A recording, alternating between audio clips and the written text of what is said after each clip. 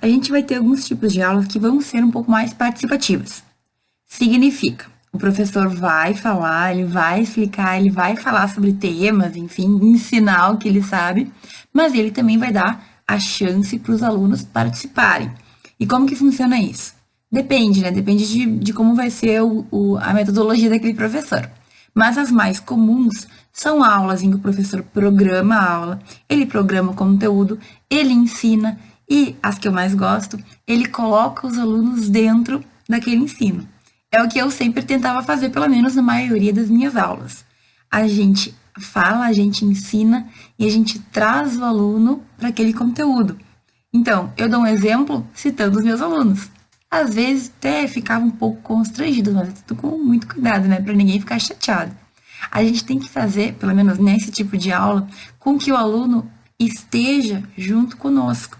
Então, diferente das aulas tradicionais em que o professor só fala e o aluno só escuta, nas aulas mais participativas, a gente vai ter um professor que ensina e um aluno que acaba participando junto.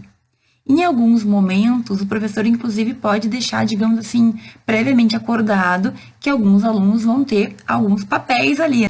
Então, por exemplo, uma aula antes, um tempo antes, se acorda que tal aluno vai falar sobre tal tema, ou já se deixa acordado que a turma vai ler um texto e que daquele texto em cima daquele texto, a gente vai construir um conhecimento. Ou quando o professor pede para o aluno ler o artigo, né? Por que será que um professor pede para a gente ler o artigo?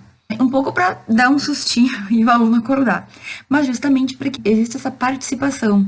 Uma dificuldade que eu tinha muito na minha faculdade era quando eu me perdia do professor. Então, ele estava falando já num ponto que eu não sabia mais onde ele estava. Quando o professor consegue ter essa participação, o aluno ele vai acompanhando, ele consegue ir junto, né?